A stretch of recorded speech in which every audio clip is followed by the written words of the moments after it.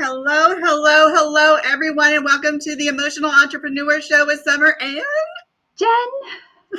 We're here, yes, on a different time and different day. yes. Different time, different day for this week. Next week, we'll be back to the same time and day, and that's going to be on Tuesday, right, Jen? Yep. All right, so let's get rocking here. So much to talk about here today. Love this subject. Love it. What younger leaders teach executives. Not only do what they teach executives, but how we as executives can be open to learning. Right. How we can be receptive to taking in the new lessons. And the reverse, the wisdom from those who have been in the field for years. But today we're going to focus on what we can learn from our younger folks, either just starting out, those have been recently in a career path, those who have started in a new position, what we can learn and why they've been hired, quite frankly. Why did you hire them if you didn't want to learn from them, right? So this is stuff we really need to talk about. Mike says, hey, what are you all doing on now? Hi, ladies. Mike, today, because we had to shift a little this week, we're on Monday. Next week, we go back to Tuesday. Just for this week. All right. So, what are some of the things that you think we can learn from our younger folks out there? What do you think that they can teach us? And what would you be receptive to learning, right? And so are you resistant? Are you scared? Are you, pushing back on what they have to potentially offer, and why?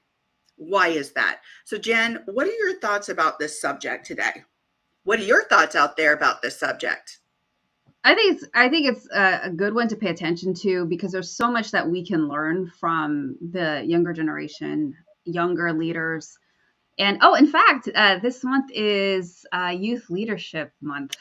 So perfect topic. That's research or posts and stuff like that. I was like, oh, what a perfect topic, right? Because it's this month is for youth leadership. And one of the things that I've noticed is I have a client who, what is she? She's in her late 20s. And it's so interesting to see what she complains about, what she stands for. And I'm really impressed. And then by the same token, there are things that she says where I'm just like, all right, we can't go that crazy. Like, okay, we can't ask for all these things. You do work for somebody. So it's kind of like, there are things that I appreciate, but there's things that I got to wrangle her back in so that she understands, I'm like almost, I'm 15 years older, so it's like I have a completely different perspective, right? And I'm just like, yeah, we can't do that. you work for somebody. But some of the things, for example, that I admire is that, that she has, and I've seen this with other younger leaders, that very bold, very good about boundaries. Whereas opposed to what I've seen, like, in our generation somewhere where it's like, we'll push till we're, even though we're sick, yeah.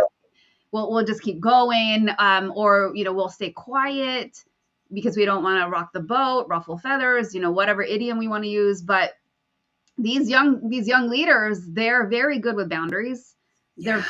They're very good with embracing self-care and mental, wellness and things like that. They won't. Now there's a balance, or I don't know how we want to call it, but then it can go too far. Where I've seen in this particular client, or I'm like, dude, we got to work. Like, I know that you're having like you're frazzled, but like you can't just completely check out. So there's an interesting thing where us as a a more seasoned generation can show some of the values that we have, and that it comes into the work ethic and how that plays out. But at the same token, we can look at them, these young leaders, and see like, wow, they're really good about sticking to their boundaries. They're Yeah. really good about like, you know what, I'm not going to stand for XYZ if I don't feel like it's being fair to me or my values. And so I see there's a lot of things that we as an older generation can learn from them. But this is the beauty of it. It's not just one sided. There are many things that we can learn from each other, so that it can round out and be like, okay, I'll take this and I'll learn from that, and then I'm like, well, you know what? When it comes to this part, I think the way that our generation approaches it might be a little bit more conducive to the company culture and getting things done. So those are kind of some of the things I've seen where they don't take crap as Yeah. much as we do. Yeah, I love so many things that you mentioned here. You touched on multiple things in regards to technology, taking care of oneself, just not taking any crap, and being able to be receptive to them, right? And to our younger generations. Mike says, and I do want to read this: trends, what is currently going on in the marketplace, where to reach that group, and the best strategies to make that happen. Absolutely. That is so true. So when we look at where our younger folks are, where they're placing themselves on social media, how they're expressing themselves, why they value what they value. And we gotta, a lot of times we're like, oh my gosh, why are they acting like that? Or why are they doing like A, B, and C? Well, the influences, the modeling, what's happening in society, what's impacting them that they feel so strongly about. And remember, we were there before. We were there, yet things have changed. Things have changed and been influenced by different variables and different factors, such as technology. And that's huge. It really is. And when I say, and when we came on, what we can learn from our younger leaders, and yes, they are leaders. Guess what? They are leaders because they know things that we don't.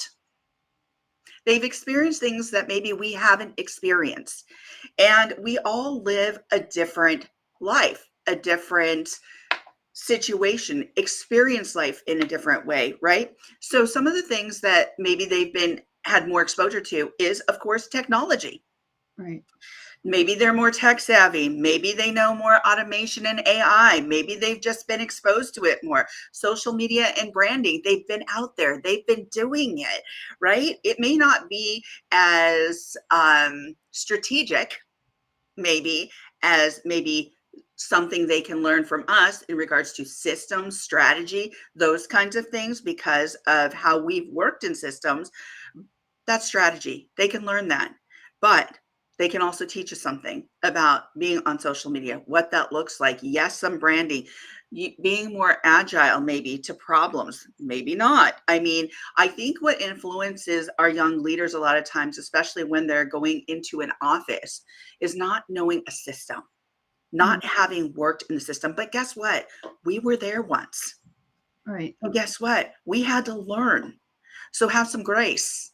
Teach them, but also be receptive to what they have to say, because they have a lot to teach us in regards to, yes, technology, but Jen had mentioned that work-life balance, right? And that's where they start pushing back and saying, there's got to be balance here. We're not going to work ourselves to death. Whereas our generation and those that are older, they knew that they had to kind of acquiesce to what was being asked of them, right? So it wasn't like we said, oh no, we're not going to do that, and push back.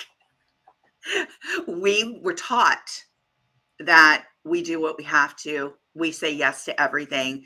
We Right. didn't have a whole lot of boundaries. We work ourselves to death, essentially. We don't take a lot of vacations. We put pride into that, right? And so guess what we learned? We learned that as we got older too, that there was pride that was associated with how much you work. Right. Yeah. And yet we're working ourselves to death, and we're not putting boundaries on others or ourselves, as a matter of fact. And people might think that what's really interesting too, working from home, that it's easier. And actually, it can be a little bit more difficult, because if we don't put boundaries on ourselves, I catch myself being in the office 16, 18 hours, Mm. right? And so it's it's really interesting, because you can work yourself, because you're off to death, because your office is right in your house. And so it's interesting to see how these young folks are actually creating that work life balance for themselves, how they're embracing technology. The other thing we can learn is how quickly they can adapt to change. Yeah. And they can do that because of the influences that have impacted them along their journey in their young life, right? And that's something we really need to learn too, is how do we adjust? So we use this word pivot, right? And it was this big like buzzword for quite some time. But I bet our young folks are just rolling their eyes going, what's wrong with these people? Why can't they shift a little faster? Well, technology shifts fast, right? And so they learn how to shift with that technology, and that's pretty quick. Let me give you an example. It was funny when I was first starting out 7 years ago with my podcast. One of the things I was looking for was somebody who had really good tech skills and really good dexterity. So with their hands. So I picked a gamer. I picked somebody who was a gamer who helped me edit, because they were able to make quick cuts. They were able to do quick work, and it was really good. And so they were able to do this really efficiently. And I was just like, wow. So we could get out an episode, but the one issue that I was seeing is keeping a schedule, Hmm. or working within that system, Yeah. and that's what held back some of that efficiency. So I think we have a lot to learn, but we have a lot to teach, as you said too, Jen. Oh gosh, the time management thing. I'm dealing that with my kid right now, and it's like because I'm really like on it with time management and Oh things, my God. Yes, Jen and is. She it's really like is. my son cannot reverse engineer. Like, okay, if we need to be at this place by this time, you don't get ready 5 minutes before we're supposed to leave.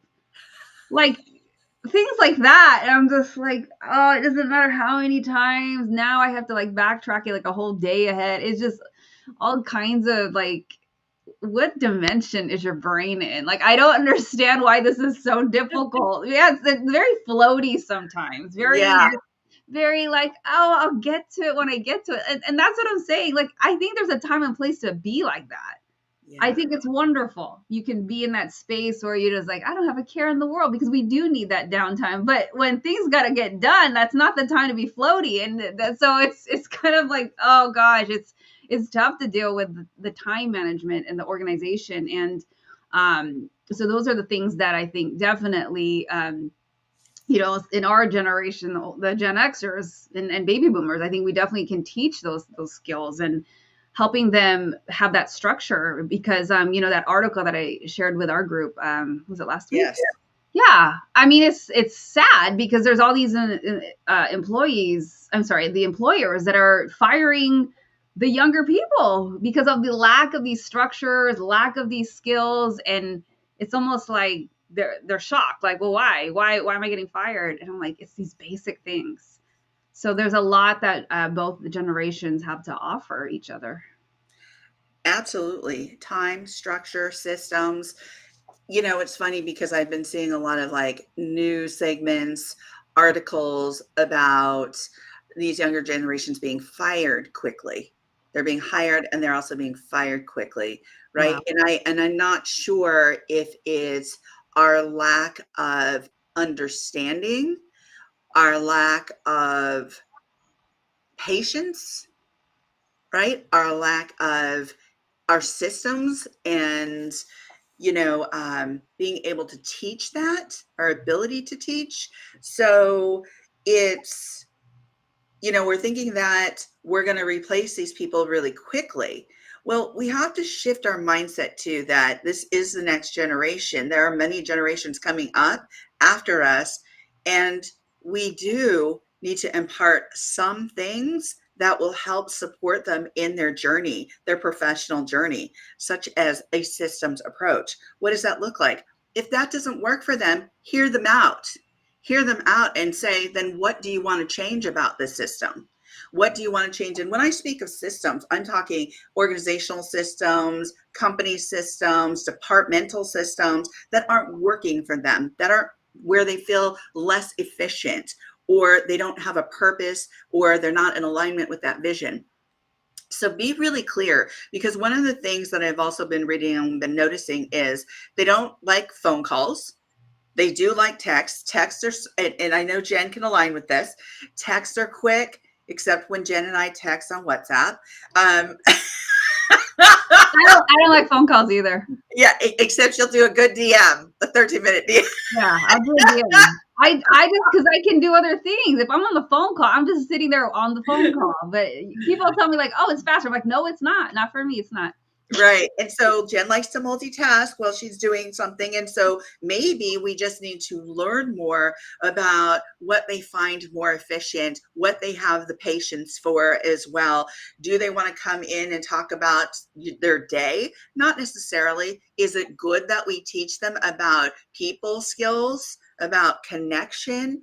Absolutely. Because we need to have that people connection, because the more we have that, the more we teach that, they feel more connected to their job, to the people they work with, and yet working from home, maybe we found ourselves to become more siloed. Maybe we communicate less. Maybe we've become more distant in regards to that human connection. So these are things that we could absolutely teach them, but we can absolutely learn from them as well in relation to what do they like? How do they like to communicate? What are their values in regards to communication, workflow, um, technology? And it's funny because when we're in meetings, in our group meeting, we have some young folks in there. We are all from different generations, which I absolutely love. And I'm trying to kind of mirror, you know, what we're asking other cultures, organizational cultures to do in my company as well, in our group, because I'm learning. And when we talk, I'm writing things down. I'm writing new applications down. I'm understanding what their values are. I'm trying to sink that in. But it's also a mind shift. If we're resistant as folks out there, if we're resistant to learning and we shut down, there's going to be these walls that we're building. And something I learned very early on from one of my managers when I was working as a security guard, undercover security guard at Berkeley in the student union, is to, she had promoted me to supervisor, and she said, as a leader somewhere, you really need to listen to them, not get frustrated. But I was getting frustrated because they were doing things that were these young men were mostly other security guards. They're doing things that were very sexist, right? Hmm. And I said, how can I get past this? How can I work with them? And she's like, well, rather than getting frustrated, listen to them, right? Hear what they have to say, and then you can have your piece, or then you can, kind of redirect the conversation or the narrative about how you want them to learn or be respectful or whatnot. So, and also about organizational policies, right? So, because they could have gotten in trouble for some of the remarks that they were making, but that's not where I wanted to go with that. I wanted it to be more of a learning situation for all of us, right? And so how was I able to take that information in? I was able to take that information in from good modeling, from good mentorship, for somebody who actually sat me down and said, hey, Summer, maybe try this, maybe try that, maybe try this. So we have to listen, but we also have to have a mindset where we want to listen and an open heart and create spaces, safe spaces for those conversations. Jen? Yeah, and that's the key, creating that safe space, because the reason why people won't talk is either there's that fear of the retaliation, fear of not being listened or heard. Um, so if that's the environment, then it's already a dead end. Nobody's going to want to share and talk about their ideas or how they're feeling if they're going to feel like well, last time I brought up something, I got shot down. And as an executive or a, management, leader, you have to ask yourself, like, what kind of company culture are you creating, especially if it's within your department? Do you notice if your people never come up to you? Do they never share any ideas with you? Do you wonder, like, hey, yeah, no, nobody really comes up and visits my office? It's like, yeah, there could be a reason. There could be a reason. Either you're unapproachable, or you're not listening, or maybe you haven't made it clear that maybe I'm not creating that space to invite that conversation.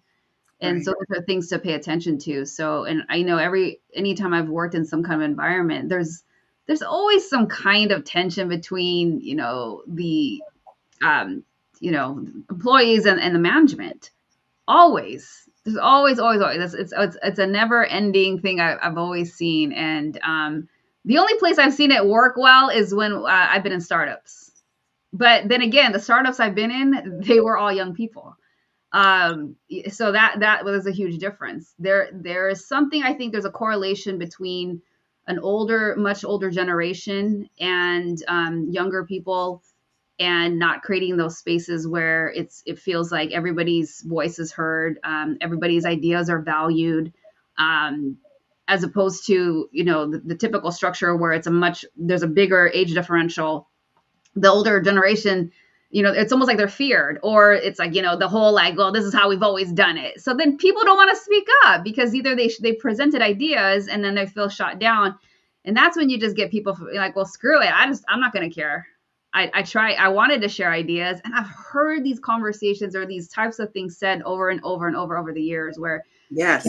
right? It's Yeah. sad. It's sad, because there are brilliant ideas, especially from young people, and when they don't feel heard, or there's no effort being made, where, yeah, you know what, that might be something, I can't promise, if you just say, I can't promise anything, but let's look into it. Let's see Yes. what we can do. Even if you say that, but if you immediately shoot it down and be like, well, you know what, we're not going to do that because that's not how we do things around here. Oh. The minute you Oh. say any crap like that, it's like you just stomped on that person's heart Yes. and crush their ideas, and now you wonder why you don't have a good company culture. Because Yeah. if that's how you're treating, your people, and the things that you're saying to them, they're not going to ever want to come up to you. They're never going to want to, like, share ideas. They're not going to eventually, I hate to say it, but they're just not going to care. And trust me, I've been there, where I'm like, I don't care at this point. I'm collecting a check. I'm just collecting a check. I don't care about this place. They don't listen to me. I hate it. Management sucks. I mean, we all have all said it in some form or fashion. So you got to ask Oh, yeah. yourself, what kind of culture are you creating? Are you listening to your young leaders, and maybe not always necessarily young leaders, but even maybe your own peers that are your own age group? Are you even listening? Because people have, especially if they're the people that are in the trenches doing the work, interacting with clients, or vendors or whatnot, and you're managing it, why would you not listen? They're the ones that are interacting with everybody out there. So it just has always baffled my mind when I hear the complaints that people have, including myself, with management. And I'm just like, why isn't anybody listening? Why isn't anybody paying attention to how all of this is just falling apart right beneath them? And Yeah. and I don't want to listen, because either ego and pride, or I sometimes think it might be laziness. I'm going to call it out and say lazy, Mhm. because you don't want to take the time to restructure things because it's too much work or it's extra work. Yes. You don't continue to put the effort into listen and to adapt. I mean, this is why I think a lot of places have high employee Yeah. turnover. I almost said Turnover. turnover. Turnaround. Turnover. We got it. I got it. Yeah. No, I mean, so many good things here. So much juice. It's like the tension, the lack of listening, the structure, the way it's set up, just putting up walls immediately where you're saying, no, we're not going to do that, or nothing has ever, like, followed up on. And then people get discouraged, right?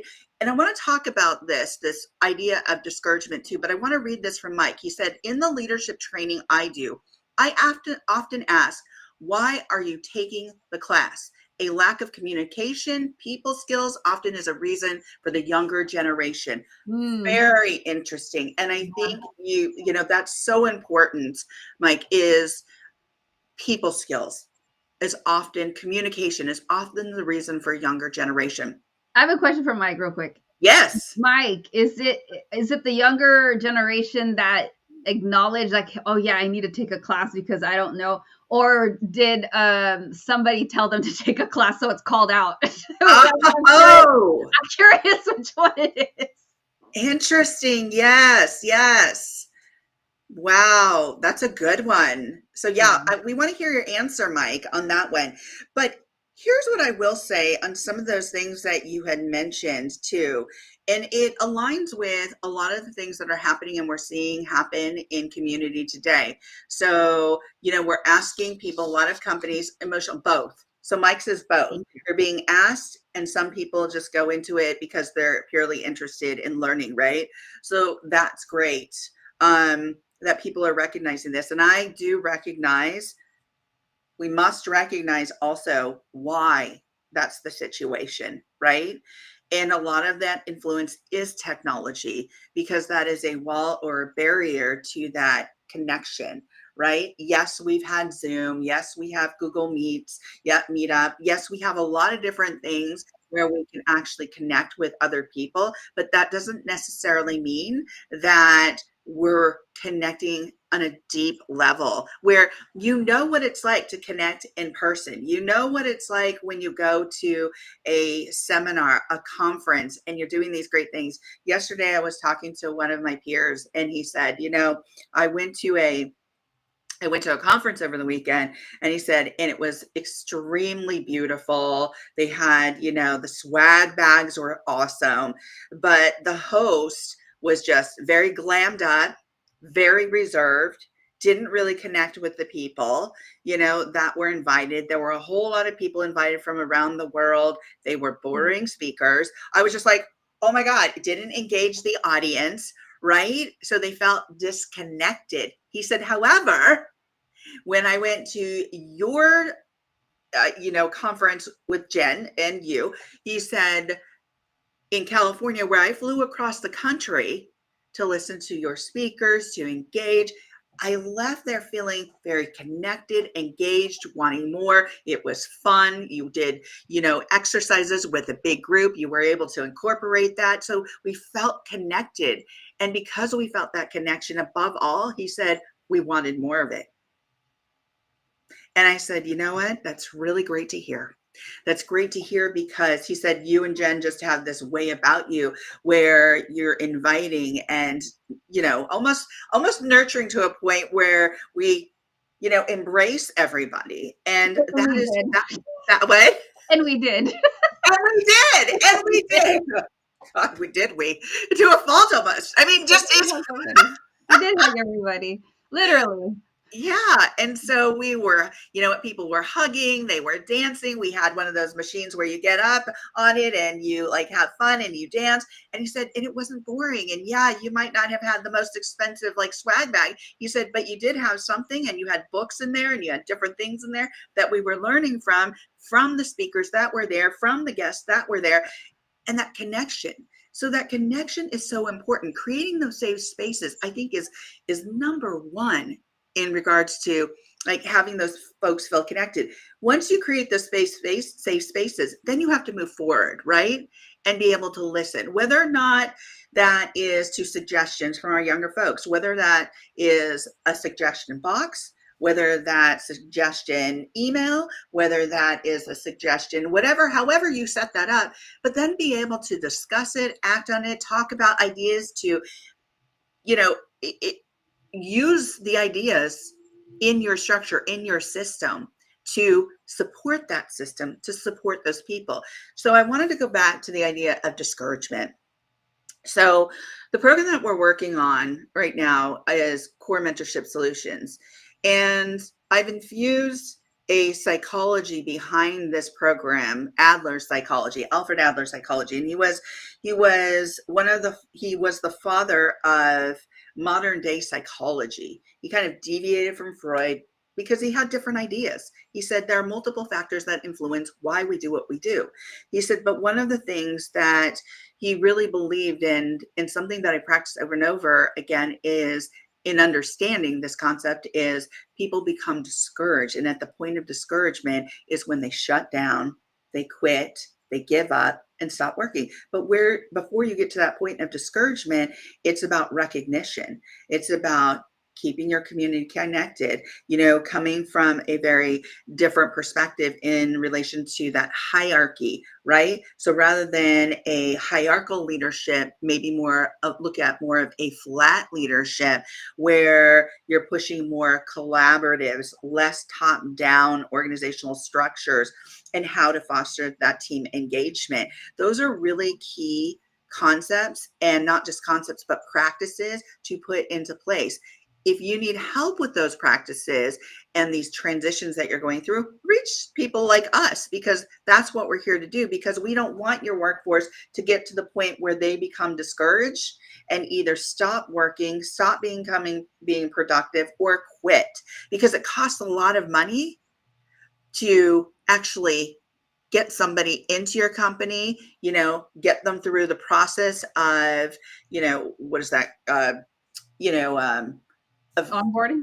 thank you, onboarding a new employee, all of that. So why do you want to waste that money when you can actually do things that are more effective in that system and make it a less hierarchical and more flat system? But that also means paying attention to, is my ego getting in the way? Is our ego as leaders getting in the way of being able to do something like that? And it's not as if I'm asking you to like completely put your ego aside, because our ego actually helps us understand where we function and how we function in society or a culture or an organization, right? And so we're not going to put that completely aside, but if we can put it aside enough to listen to new ideas, new concepts, embrace people that are coming into the office to learn from them, that's a good thing. Right. That's not something bad. And I think we need to understand that, because eventually we're not going to be in these positions. We are going to have to retire, move on, whatever it is. And there are going to be people coming after us. So why are we not training them? Why are we not supporting them in ways that we hear their ideas? We can impose those ideas into the system and make it more efficient. So again, we're looking at technology, embracing technology, new ideas, understanding their values, having empathy, creating safer spaces. These are all ideas as to what we can do to embrace our younger leaders. Jen? Yeah, I think it's so important. What's your nugget? Oh, my nugget? Yeah. My nugget is, if you're a mid-level or high-level management, in a high management position, ask yourself, when's the last time you've actually had a conversation with some of your younger generation employees, and are you creating those conversations where you're getting feedback, or do they even know that it's safe to suggest some things, or even just have a conversation, be like, hey, just wanted to check in and see how's everything going for you. Is there anything that you would suggest that we could improve, that I could look into? Anything, because if you can make somebody feel like you're going to make their workload or their work, how they do things flow better, that's like ultimate respect. Like, I know if I was approached like that and I heard that, I'd be like, wow, one, they're listening. Wow, they care. Two, like, wow, I'm going to get excited, because I'm going to think about, okay, what do I do every day that is, I wish it would be easier, or it could be smoother or more efficient. And if I was given the opportunity, because somebody in, upper management asked me those questions, it would change the way I felt about going into work. And if you can make the people on your team feel that way, imagine what it could do for your whole department, and imagine what it could do for the whole company. Mm-hmm. Absolutely. And it's when you do something like that too, it's kind of like, again, I use this analogy quite a bit, but it's like throwing that pebble in the water. If somebody feels good, that's going to just create those circles, those concentric circles of good feelings, right? Like, oh, I was heard. Oh my gosh, they implemented something. Here's my nugget. My nugget is, you can come with a complaint. It's okay to come with a complaint to a meeting. And I would say that, come with a complaint. but also here's the caveat to that: come with a solution. Right. And I think that's really important, and not just a solution about here's why I think this needs to be different, but come with steps 1, 2, and 3. So when you say things like when Jen mentions early on about it's laziness, just calling you out, the leadership out for laziness. Well, it might be that they're overloaded as well.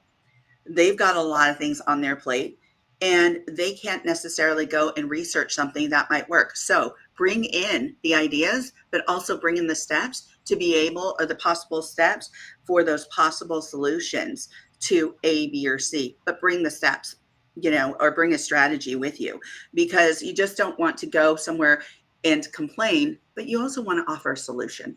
But how can you do that? Come with a strategy, come with a why, come with the steps, and come with, how you can start coordinating this. So I think that would also allow leadership to hear you more and be able to embrace it and say, oh, okay. And also come with some data that it might work because of it's shown to, because 97% of, that kind of stuff. And that might be a good influence too. Any last words, Jen? Nope. We Awesome. covered it. Well, thank you all for joining us today. We had such a great conversation. Say that again.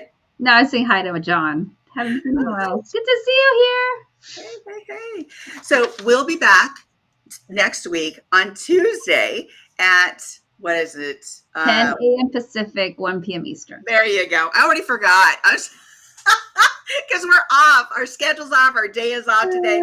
But it's been a great conversation. If you missed any of this, please go find it. The replay on YouTube, on LinkedIn, and on Instagram. This will be reposted on Instagram later today or tomorrow. All right, everyone. Take care and have a wonderful day. And you know how this works. Thanks, Mike, for your input, your comments. Love them. Thank you all for being here. If you're joining us on any of the platforms, thank you so much. And let's dance this out. Thanks, everyone. Okay. There we go. Happy Monday. Thank you.